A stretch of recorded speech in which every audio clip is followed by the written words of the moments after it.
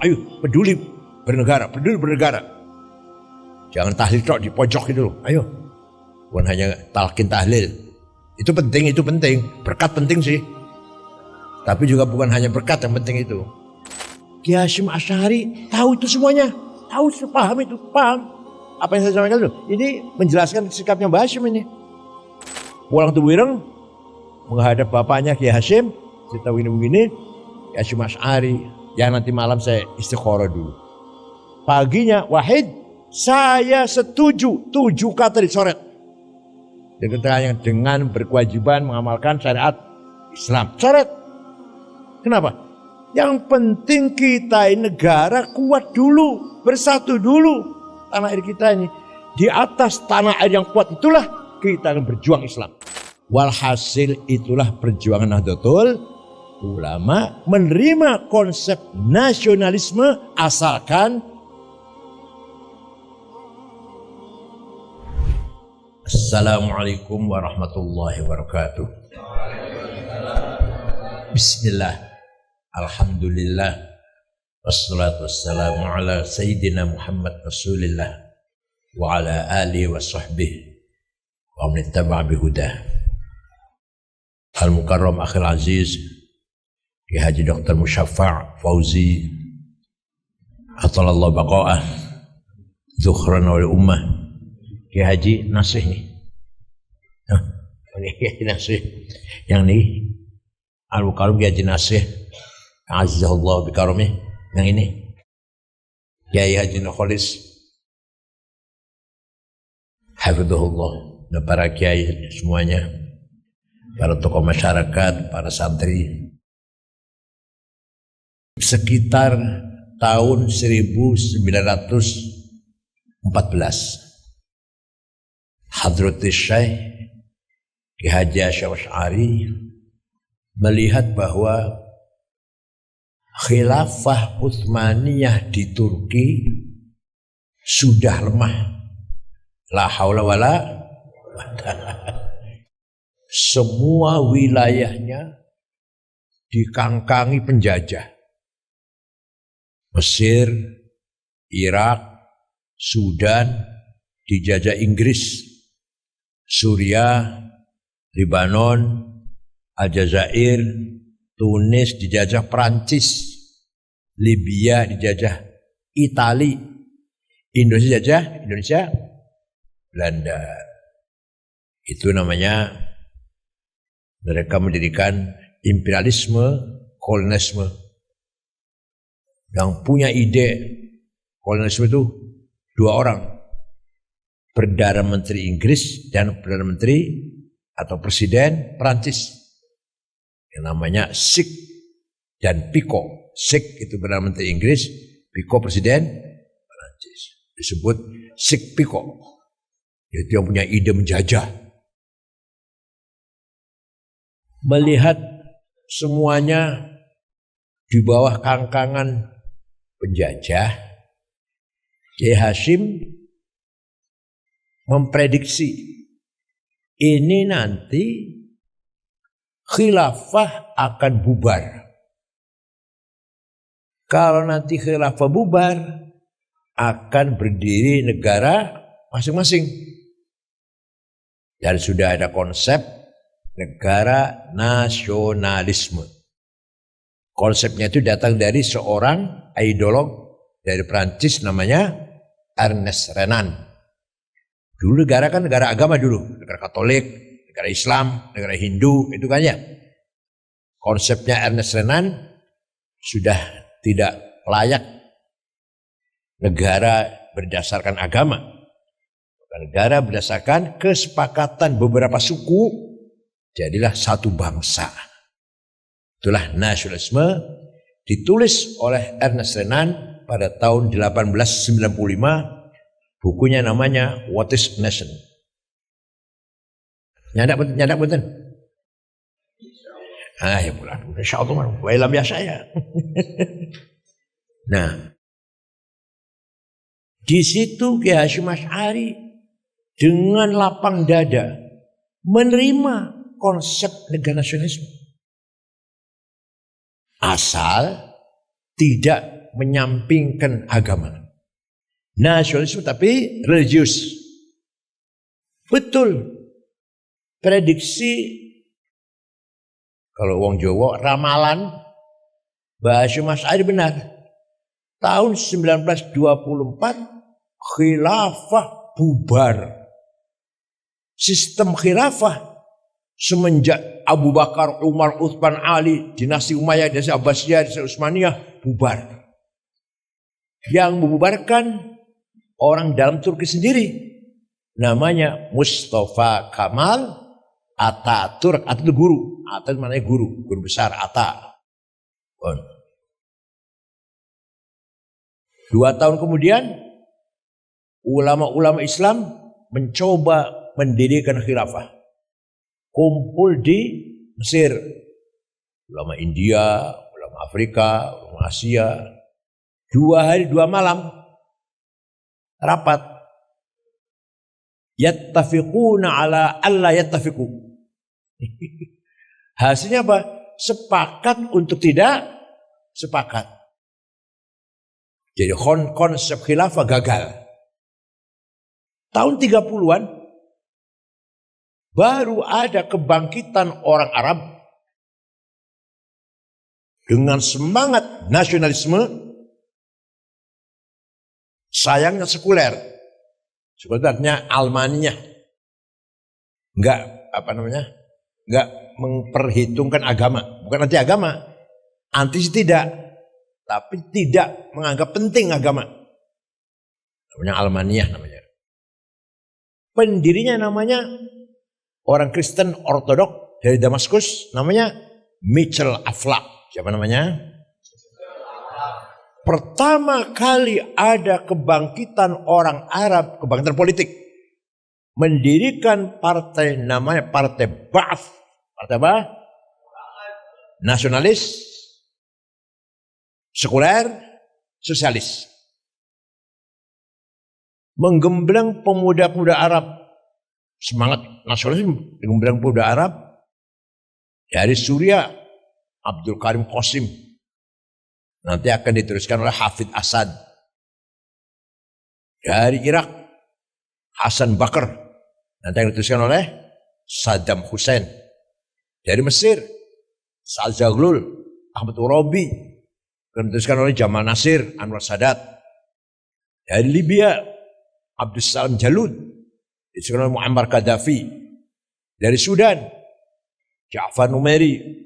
Dari Tunis, Habib Bourguiba. Aljazair, Syadli bin Jadid, Boumediene, Hawari Boumediene. Ini yang saya sebut namanya ini, orang-orang pejuang nasionalis melawan penjajah dengan semangat nasionalis sekuler. Enggak penting masalah agama. Berjuang, pemuda-pemuda Arab kader. Tahun 37 orang Islam baru sadar, iya ya, kita juga harus bangkit. Maka berdirilah Partai Ikhwanul Muslimun. Ketua umumnya atau mursyid amnya namanya Syekh Hasan Al-Banna. Ya, bikin cabang di Sudan, di Suriah, di Irak. Bangkit, ayo bangkit, ayo bangkit. Jangan tidur, jangan melempem. Jangan cuek. Ayo, peduli bernegara. Jangan tahlil tok di pojok itu loh. Ayo. Bukan hanya talqin tahlil. Itu penting. Berkat penting sih. Tapi juga bukan hanya berkat yang penting itu. Syekh Hasan Banna orang Maroko, keluaran Al-Azhar, tidak pulang ke Maroko, tetap di Mesir.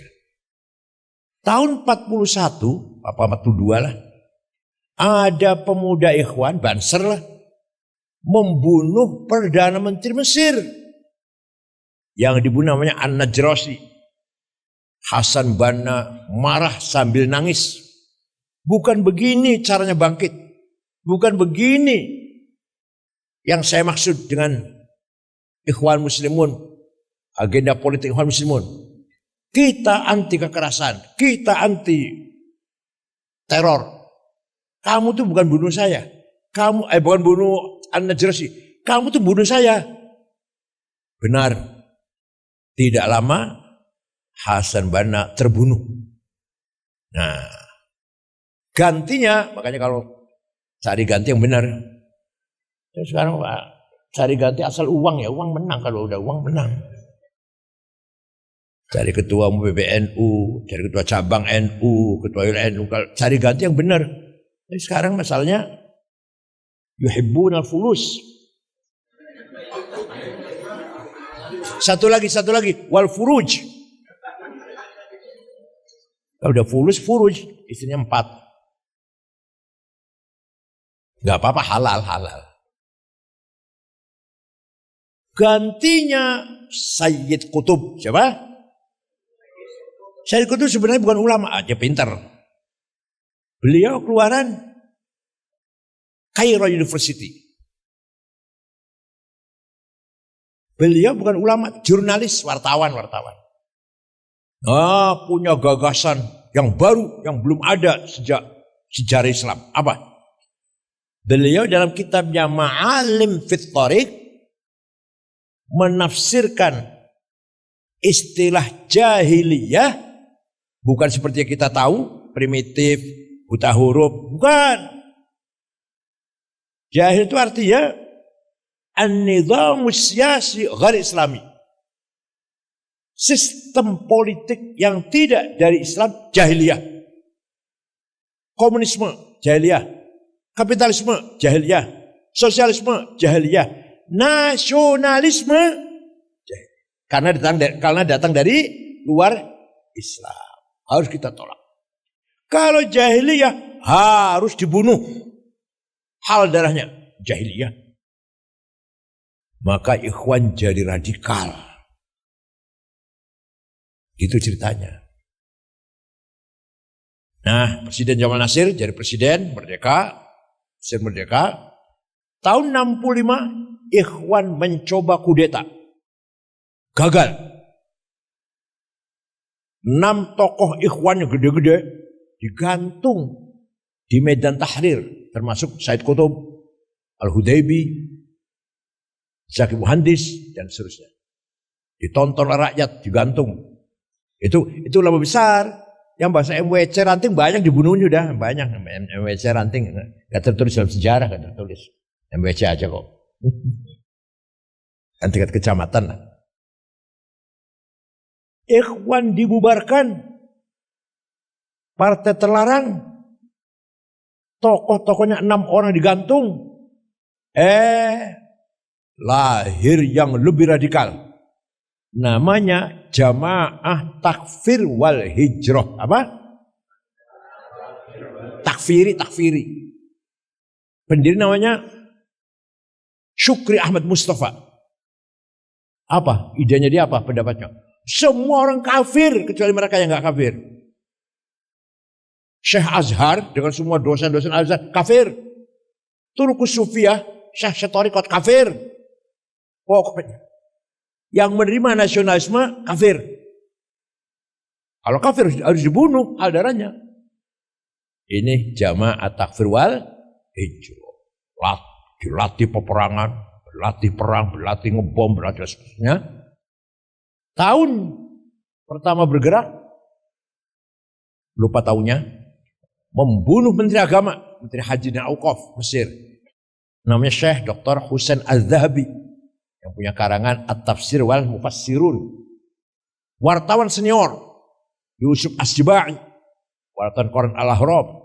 Puncaknya tanggal 3 Oktober 81 membunuh Presiden Anwar Sadat. Semua Hosni Mubarak jadi presiden, mereka dikejar-kejar, dibunuhin, enggak semua habis, ada yang selamat. Lari ke Afghanistan, antara lain ini namanya Aiman Al-Zawahiri. Siapa? Ya, berhenti dulu ya, cerita ini dulu. Soviet ekspansi ke Afghanistan. Soviet menguasai Afghanistan. Kalau Afghanistan kalah, mau Pakistan terus saya ke Pakistan. Kan sudah 6 negara kan, Azerbaijan, Turkmenistan, Tajikistan, Tataristan, sudah komunis semua, dikuasai Soviet semua, Uni Soviet. Afghanistan, jebol Pakistan. Maka Raja Fahad mengumumkan, ayo siapa yang mau jihad, perang melawan Soviet. Namanya Laskar Jihad. Mujahidin daftar pada daftar. Dari Indonesia 1.500 orang. Di Nganjuk nggak ada ya. Malang ada. Siapa namanya? Bubar At-Tamimi. Lumajang siapa? Lamongan siapa? Siapa? Gus Amrozi, Gus Ali Gufron, Gus Mukhlas, Gus Ali Imron. Cirebon, Saifuddin. Tegal, Muhammad Ali. Batang, Dulmatin. Pemalang, Hisham Bawazir, terkenal dengan Umar Patek. Banten, Imam Samudra, dan seterusnya. Itu yang saya hafal tuh ya. Berangkat ke Afghanistan, dilatih perang oleh Amerika, yang latih Amerika. Yang biayain Saudi. Sampai habis 450 juta. Soviet lari, kalah. Soviet kalah dengan Mujahidin ini. Ya awal faksi-faksi dari Afghanistan banyak. Ada namanya As-Sayyar, Abu Sayyaf, ada namanya Rustam, banyak sekali hasil kelompok-kelompok Mujahidin. Suatu ketika kata tentara Soviet, saya pernah melihat ada tentara semua pakai jubah putih, satu jurang itu, satu lembah itu penuh. Kalau nggak ada padahal. Ya malaikat. Walhasil Soviet lari, kalah. Nah, Raja Fahad bubar dah. Mujahidin bubar. Ayo pulang. Anak Saudi pada pulang. Yang pulang ya pulang, yang tidak pulang ya tidak. Di antara orang Saudi yang tidak pulang, Usamah bin Laden. Keluarga kaya. Bin Laden keluarga besar, keluarga kaya. Yang garap Masjidil Haram, garap jalan tol di Saudi itu semua Utsman bin Laden. Bukan Usama bukan, tapi dia masih family. Dia punya uang 2,5 triliun rupiah kalau dirupiahkan si Usama ini. Mendirikan Al-Qaeda bersama dengan siapa nanti? Yang dari Mesir siapa namanya? Udah lupa ya Masya Allah. Ayman Al-Zawahiri. Yang dari Mesir. Al-Qaeda selalu bikin ganggu tentara Amerika, tentara NATO. Banyak korbannya itu. Ya. Disinilah mulai benih-benih cikal bakal terorisme. Pulang dari sana ke Indonesia, ke Lamongan, gatel tangannya. Biasa ngebom, maksud nggak ngebom? Gak ada bom Bali 1, bom Bali 2, dan seterusnya. Itu terorisme. Ada lagi, NI, Negara Islam Indonesia, yaitu Gus Abu Bakar Bashir dan Gus Abdullah Sungkar dari Solo. Berangkat ke Afghanistan, tapi nggak lama kembali ke Malaysia, di Johor. Di situ membuka pintu siapa-siapa orang Indonesia yang ingin ke Afghanistan. Daftar di rumahnya atau kantornya Abu Bakar Bashir. Kitabnya apa? Said Qutb itu. Kitabnya namanya Ma'alim fit Thariq. Apa? Tanda-tanda jalan yang benar lah. Diterjemah dengan bahasa Indonesia. Dikaji oleh mahasiswa yang bukan YIN, bukan jurusan Islam. ITB, IPB, ITS, Undip. Maka banyak mahasiswa radikal baca buku itu. Didoktrin buku itu. Bukan di YIN, radikal bukan dari YIN. Karena kalau YIN kan ngerti, Islam kan ngerti kan, ajaran Islam ini enggak. Yang biasanya apa namanya? Apa? Yang ITS, teknologi, ITS, IPB, ITB Masjid Salman terkenal, ITB, ITS. Jangankan kita-kitaan, Pak Nasir Menteri Pendidikan datang ke IPB nggak dihormatin kalau mahasiswa itu.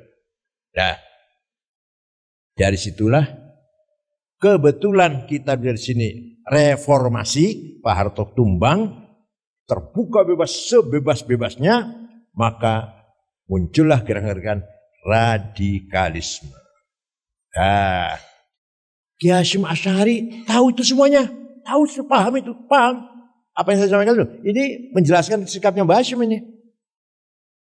Ketika Saudi Arabia menang, Raja Abdul Aziz menang, menguasai Saudi Timur, Najd itu artinya Riyadh, Dhahran, itu namanya Najd. Menang, umat Islam yang lain masih diam. Nah, itu paling Saudi Timur itu Saudi Timur yang saya lihat itu, Timur. Ternyata ekspansi ke barat. Taif menang, Mekah menang, Madinah menang, Syarif Husain lari. Syarif Husainnya penguasa Hijaz, Mekah, Madinah, Jeddah, lari. Abdul Aziz didukung oleh seorang ulama kecil, ulama kecil. Tulisannya karangan kecil-kecil. Muhammad bin Abdul At-Tamimi, jangan lupa. At-Tamimi adalah suku pedalaman Arab yang membunuh Sayyidina Ali. Abdul bin Mujab, At-Tamimi. Dan turunnya Quran, Al-A'rabu asyaddu kufran wa nifaqa. Itu At-Tamimi, sebab nuzulnya itu. Ya walaupun Syekh Wahab yang gak kafir, enggak, ini Quran, turunnya Al-A'rabu asyaddu kufran itu hubungan dengan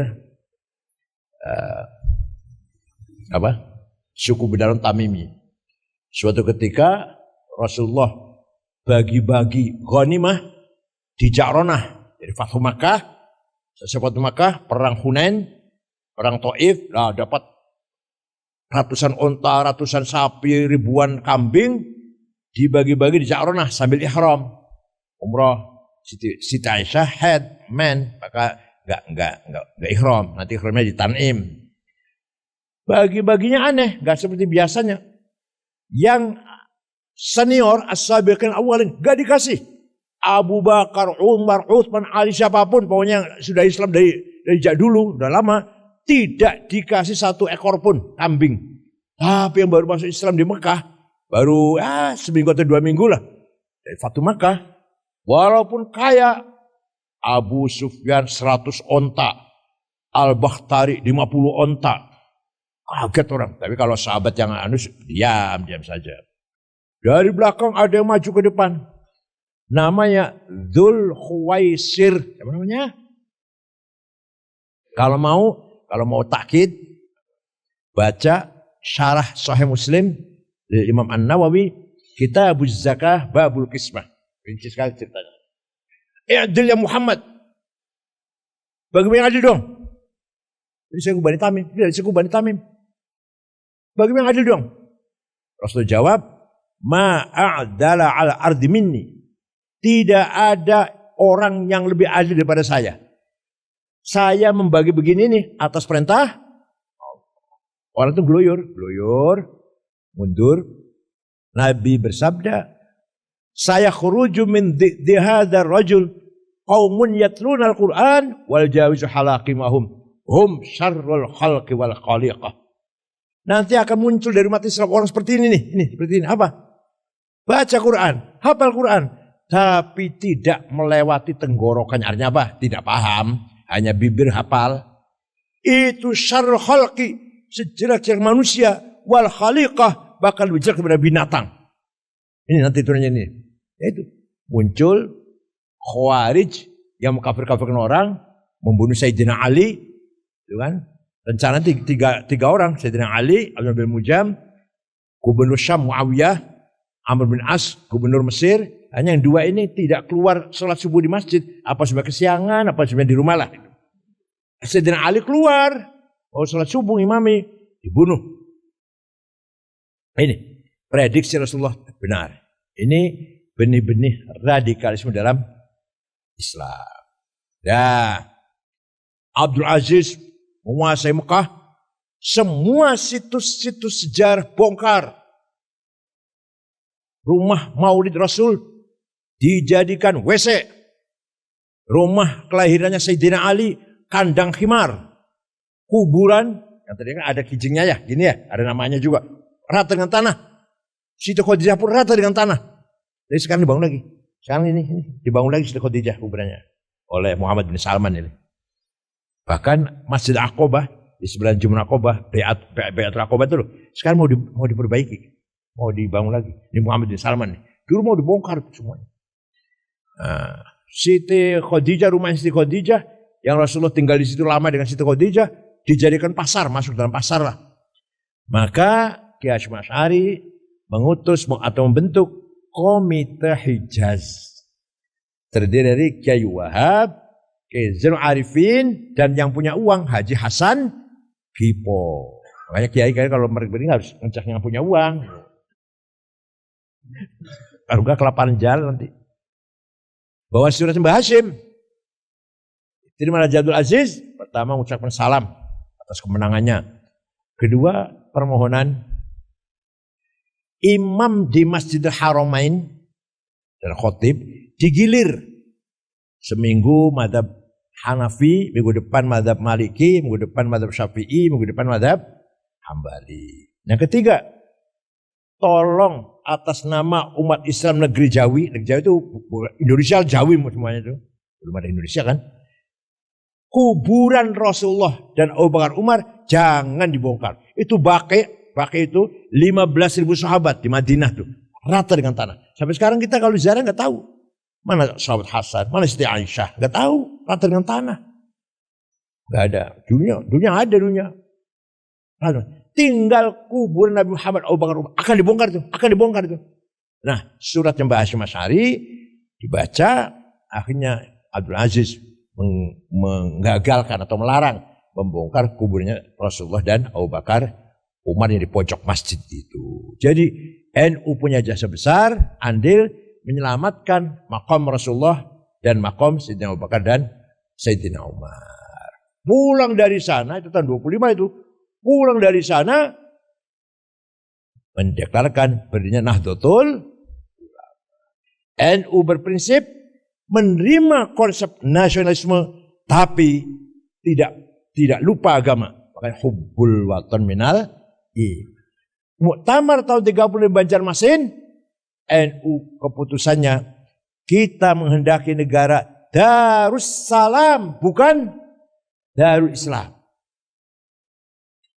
Tahun 45 merdeka, tahun 17, tanggal 18 rapat, ini apa dasar negara ini? Dan ada 7 kata di pasal 29 itu ada 7 kata dengan berkewajiban melaksanakan syariat Islam bagi para pemeluknya. Yang Kristen nggak mau. Ini kalau nanti jadi negara Islam nih kalau ada ini nih. Daripada gini saya keluar dari Indonesia. Gak mau Indonesiaan. Berdiri sendirilah kata orang Kristen yang dari Indonesia Timur terutama. Kiai Wahid bapaknya Gus Dur anggota kan. Pulang ke Tebuireng. Belum ada WA belum ada WA. SMS belum ada SMS. Pulang Tebuireng menghadap bapaknya Kiai Hasyim. Saya tahu ini begini. Kiai Hasyim Asy'ari. Ya nanti malam saya istikharah dulu.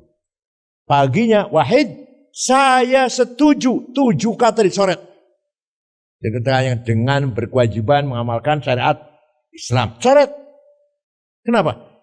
Yang penting kita ini negara kuat dulu, bersatu dulu.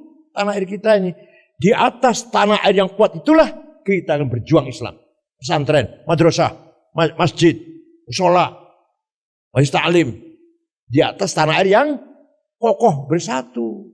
Gak penting itu legal ditulis dengan berdasar Islam. Gak penting. Yang penting negara kesatuan Indonesia kebangsaan, tapi kita dakwah lancar. Maulid Nabi, Istighosah, mengundang Habib Syekh itu yang Balwi itu. Berapa dia? Mengundang Habib Syekh, mengundang Habib Lutfi. Silahkan bebas, gak ada larangan. Pesantren gak ada IMB-nya. Ada IMB-nya gak John? Betul. Melanggar. Tapi jalan. Masjid ada IMB-nya? Gak ada. Jalan. Ya, kalau di Jakarta di IMB-kan. Waktu itu Pak Anies, Gubernur Anies mengeluarkan IMB seluruh masjid DKI dengan gratis. Walhasil itulah perjuangan Nahdlatul Ulama menerima konsep nasionalisme asalkan tidak menghilangkan semangat agama. Jadi kalau di Timur Tengah ulama saja, bicara agama saja, yang nasionalis saja kalau bicara agama. Hafid Asad, Saddam Hussein, Muammar Gaddafi, Anwar Sadat, nasionalisme tanah air saja nggak pernah bicara agama. Yang ulama Islam saja nggak bicara tanah air. Di sini kita Kiai Hasyim Asy'ari pahlawan nasional. Ya ulama. Wahid Hasyim pahlawan nasional. Ya ulama. Cucunya Gus Dur pahlawan nasional. Ya pejuang agama. Jadi dalam diri satu orang itu bisa pejuang nasionalisme dan pejuang agama. Ini uniknya Indonesia. Di Timur Tengah boten wonten, tidak ada kiai mengatakan hubbul watan minal iman, walaupun dia tidak mengatakan hubbul watan minal jahiliyah. Kalau Sayyid Qutb ngomong, Sayyid Qutb hubbul watan minal jahiliyah. Tapi kalau ulama yang lain enggak. Tapi mereka juga tidak ngomong hubbul watan minal iman. Asy'ari sedunia satu-satunya ulama yang menggabungkan, mengintegralkan semangat agama dan semangat kebangsaan. Paham betul? Nah, kita sekarang ini mewarisi as-sarawatil ijtima'iyah. Apa? Sosial kapital. Kita mewarisi dari Mbah Hasyim, dari Mbah Wahid, dari Gus Dur yang dekat lah, dari Gus Dur, di Pak Hasyim Muzadi. Apa?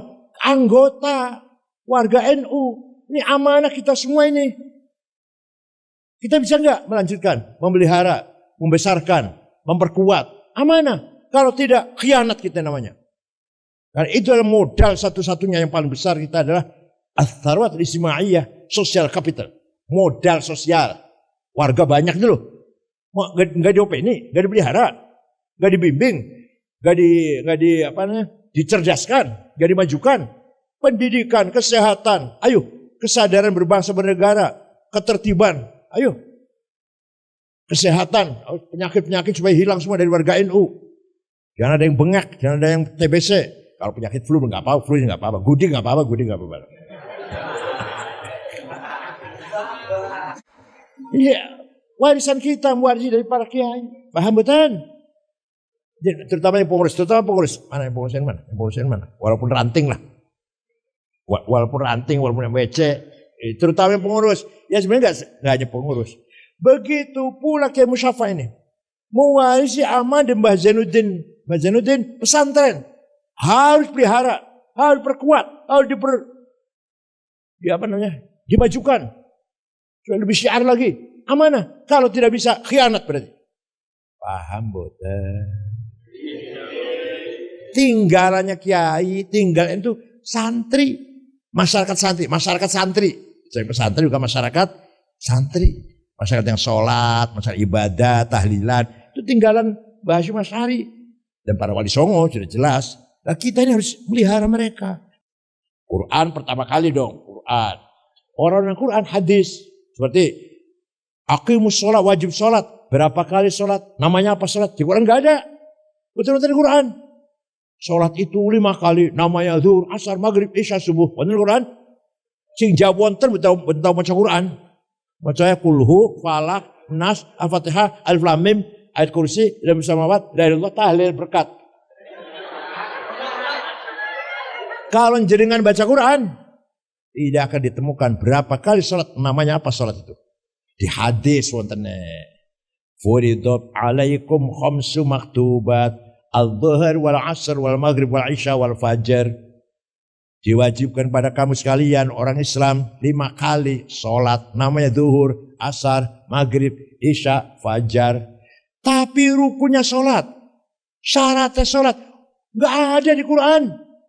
Nah itu hasil produk akal kolektif.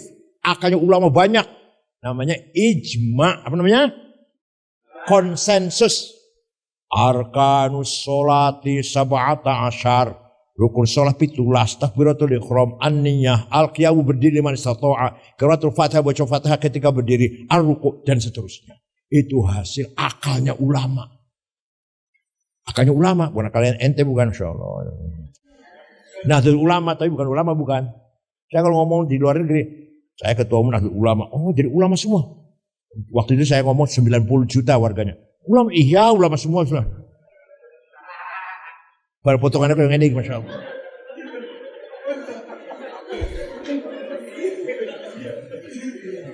Jadi hasil ijma adalah antara lain contohnya rukunya sholat. Gak ada di hadis arkanus sholati sab'atasyar. Betul wonten. Pun. Gak usah rinci panjang banget kalau rinci. Hadis ada berapa macam, ayat Quran ada berapa macam. Walah panjang ini. Satu lagi akal ulama dewe-dewe. Akalnya ulama individual namanya qiyas, analogi. Ada 9. Burhani, Aulawi, Mantiki, Jadali, Istiqra'i, Tamthili, Khitobi, Syi'ari, Iqna'i. Ya Allah. Burhani, kias fakta, sabu-sabu, narkoba, halal haram. Jawab, halal haram. Berani mengharamkan di Quran ada? Hadis wonten? Betul wonten. Dan kau bisa haram? Kau bisa haram? Kau bisa sampai mengharamkan dari mana dasarnya? Kau sembarangan. Gak boleh mengharam barang halal, gak boleh. Kias burhani. Kita gak bisa kok. Kita gak usah ulama besar lah. Misalkan, ini sabu-sabu misalkan. Hadza muskirun. Ini barang faktanya memabukkan. Namanya muqaddimah sughra, premis minor. Wa kullu muskin khamrun. Setiap mabukkan berarti masuk golongan khamr. Di khamr di Quran ada haram. Ini namanya muqaddimah kubra, premis major. Haram, khamr itu haram, namanya qaul syarih, legal statement. Fahadha haram, maka ini barang haram sama dengan khamr, namanya natijah shadiqah, positive conclusion. Paham betulnya? Qiyas Aulawi. Wala taqrabuz zina innahu kana fahishatan wa sa'a sabila. Jangan mendekati zina. Wala taqrabu. Jangan mendekati haram. Mendekati zina. Zina haram. Zinanya. Ya. Namanya qiyas aulawi. Zinanya lebih-lebih. Fabil aula. Mendekati saja. Wala taqul lahuma uffi wala tanharhuma. Kamu jangan ngomong kasar. Jangan bentak-bentak ayah ibu. Kalau gitu ketempeling aja. Gak usah bentak. Boleh enggak? Kenapa gak boleh? Qiyas aulawi. Nah, ini kesimpulannya. Dengan adanya ijma' dan qiyas, akal ulama lah. Akal ulama mujtahidin. Cerdas niku. Maka lahirlah ilmu fikih. Sabinah, Sulam, atau Qorib. Atau Mu'in, atau Wahab. Majmu' 24 jilid. Mahali 40 jilid. Karena ada ijma' dan qiyas. Kalau tidak ada ijma' qiyas, gak ada ilmu fikih. Kalau gak ada ilmu fikih, gak akan paham hukum Islam. Pongo-pongo. Makanya kalau Munas NU, pertanyaan 15 pertanyaan 2 hari selesai. Kalau bukan NU, 2 tahun barangkali belum selesai. Hukumnya cloning, hukumnya kripto, hukumnya Jumatan di kantor di Jakarta. Gak mungkin Jumat di masjid, gak mungkin. Setiap kantor punya Jumatan. Hukumnya gimana itu? Hukumnya saham. Dulu kalau Kiai NU 2 hari selesai. Kenapa? Akalnya encer, cair. Karena ngaji usulul fiqh. Di sini ada usul fiqh. Ada ilmu mantik ada di sini. Orang pasti jawab. Ilmu mantik diajarkan di sini. Maqalatul Asyara ada di sini. Saya waktu itu ngaji, kiainya nggak paham. Ya saya pun nggak paham, kiainya nggak paham. Kiainya nggak paham. Ya saya juga nggak paham, kiainya nggak paham. Asal besar saya paham. Zaidut tawilul abyadu ibnu maliki fi baitihi bil amsi kana muttaqi biyadi sayfun lawahu fatawa fadhi maqulatun ashrun sawa. Zaidun utawi Zaid iku at-tawil wong dhuwur al abyadu kulite putih. Ibnu Malik anake Man Malik fi baiti nang jero omahe bil amsi wingi kana muttaqi tongkrong. Biadi sayfun tangannya golok lawahu bengkok akan sapa Zaid ing golok fatawa kudu dibengkok apa golok. Paham? Zaidun esensi at-tawil quantity al-abyadu quality Ibnu Malik relasi fi baiti place bil amsi time kana muttaqi tongkrong posisi, biadi saifun, dia punya golok, to have, lawahu aksi, faltawa reaksi. Paham? Diajarkan. Siapa itu? Siapa dia itu? Oh, Gus Dur. Pertama Gus Dur orangnya. Begini orang gemuk itulah. Kualitasnya kayak apa? Silakan. Sudah? Apa hubungannya Gus Dur dengan orang lain? Hubungan masyarakat, dengan non-muslim, dengan non-NU. Apa hubungannya? Gimana hubungannya? Ibnu Malik tadi, anak Ibnu Malik itu. Kapan Gus Dur mondok? Kapan Gus Dur sekolah? Di mana sekolahnya? Kapan dan di mana? Time dan place. Kemudian karena mutaki, sekarang posisi jadi apa ini sekarang ini? Misalkan masih hidup misalkan. Lagi apa sekarang ini? Ketua PBNU. Biadi Saifun. Dia punya kekuatan apa? Yang namanya to have. Gus Dur punya kekuatan apa? Oh, punya Banser, punya Fatah, punya Muslimat, punya NU. Kemudian kekuatan itu untuk apa itu? Lawahu. Kan tadi saya bengkok akan gorok. Aksi namanya. Lah aksinya Gus Dur apa dengan kekuatan yang hebat itu? Setelah aksi Gus Dur ada, faltawa, reaksinya apa? Namanya kategori 10. Apa namanya? Kata orang lebih kata Masya Allah.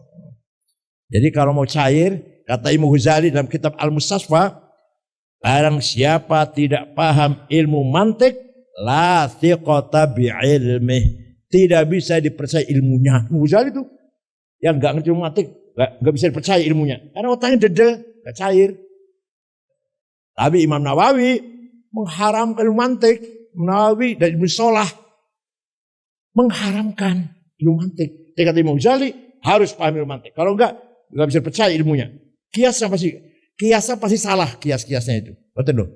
Ya kita ambil Ghazali lah yang lebih manfaat ya.